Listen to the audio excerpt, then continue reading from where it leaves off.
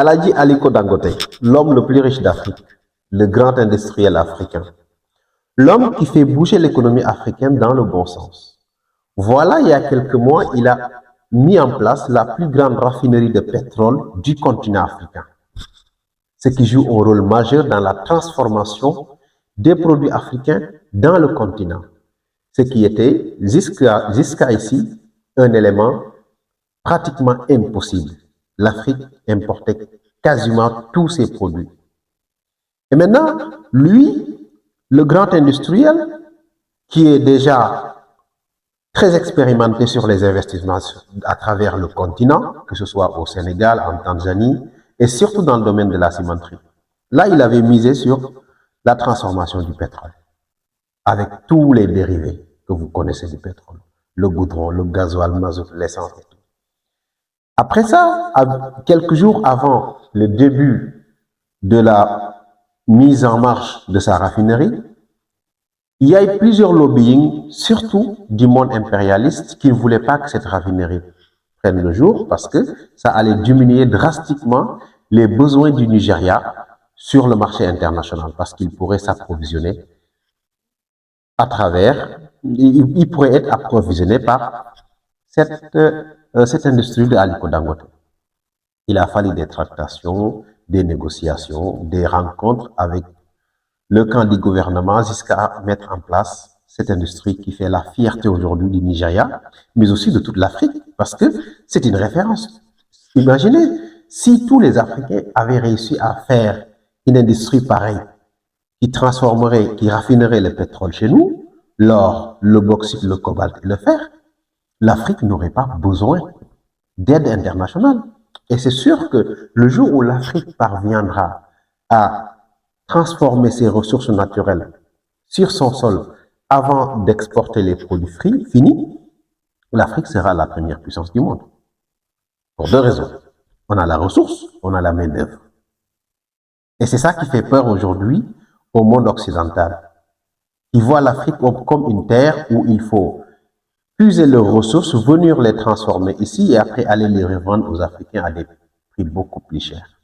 Donc, mettre en place cette industrie-là est déjà une lutte contre le sous-développement, contre la dépendance de l'Afrique aux importations extérieures. Du coup, ce qui s'est passé, c'est que cette raffinerie-là, qui est la plus grande d'Afrique, a vendu une cargaison très importante à l'industrie saoudienne, c'est-à-dire à l'Arabie Saoudite, une cargaison de pétrole à vocation pour l'aviation, je dirais. Ce qui représente aujourd'hui un premier pas de Aliko Dangote vers le marché international. Donc, étant au courant de l'importance de Aliko Dangote dans la chaîne internationale, vous savez, dans la politique aussi, il faut savoir, il faut bien flairer les bonnes actions, les bons coups et les mettre. C'est pour cela, son Excellence Bassirou Diomaye Diakhar Faye, quand il est allé à Addis Abeba, au 38e sommet de l'OIA, l'unité africaine, ou l'ONU, ou je ne sais pas, l'UA, oui, l'UA, il a rencontré Aliko Dangote et Okey Orama, qui sont deux grands milliardaires du continent, qui l'un investit dans l'industriel et l'autre est toujours du côté de la banque. Mais pourquoi ces deux personnes-là? Parce qu'aujourd'hui, le plan du Sénégal, qui est le plan de développement stratégique 2024-2029, a besoin des investisseurs. Et le gouvernement du Sénégal compte s'appuyer principalement sur les Sénégalais d'abord, puis les Africains. Donc, la priorité, c'est d'abord les investisseurs sénégalais, après les investisseurs africains. Je pense qu'aujourd'hui, vous ne pouvez pas parler d'investissement d'envergure au Sénégal, en Afrique, en voulant oublier Aliko Dangote. Déjà, il a une usine qui est très performante au Sénégal, dont on peut juger les conditions de travail, ça c'est des jugements. Donc, mais on sait que réellement, Dangote s'est imposé comme une chaîne dans la cimenterie aujourd'hui qui est incontournable. Maintenant, les discussions avec Bassirou Diomaye Diakhar Faye ont porté sur les opportunités de financement et d'investissement dans le secteur stratégique comme l'énergie, les engrais, la production d'engrais et l'industrie. Pourquoi ces trois éléments-là? Vous savez, par exemple, vous prenez l'exemple de l'engrais. L'engrais, la chaîne de valeur de l'engrais, on ne peut pas le mesurer ici. Un pays comme le Maroc s'est appuyé exactement sur l'engrais pour bâtir le développement qu'il a. Parce le Maroc a tout fait pour maîtriser toute la chaîne de valeur de l'engrais. Et vous savez, Ousmane Sonko, même à travers, lors de la campagne électorale, a bien exprimé la volonté du Sénégal de suivre les pas du Maroc pour bâtir un développement en s'appuyant sur l'industrie du phosphate. Après ça, il a parlé de l'énergie. L'énergie, c'est quoi? L'énergie, c'est l'économie, pour être bref. Parce que si vous avez une bonne économie, avec des coupures de courant, vous finirez par perdre votre performance économique.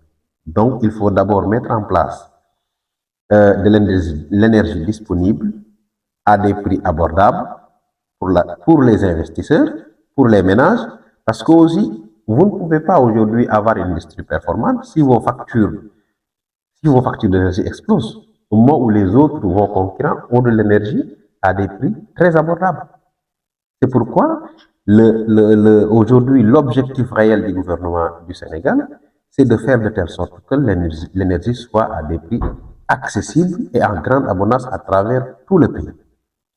L'objectif ici est également de renforcer la capacité productive du Sénégal et d'accompagner, je le disais récemment, la stratégie de développement 2024-2029. Au cours de cet entretien aussi, le Sénégal a réaffirmé l'engagement du Sénégal de créer un environnement propice aux investissements structurants et à développer des partenariats stratégiques avec le secteur privé africain. Je l'avais dit récemment, sénégalais puis africain, en fait d'accélérer la transformation économique du Sénégal. Parce que c'est ça. Quand vous voulez bâtir une économie en tant qu'État, il faut accepter de collaborer avec les industriels des autres pays. C'est-à-dire que des personnes ressources comme Aliko Dangote et le banquier, ok, c'est des gens sur qui on peut s'appuyer aujourd'hui pour bâtir un développement au Sénégal.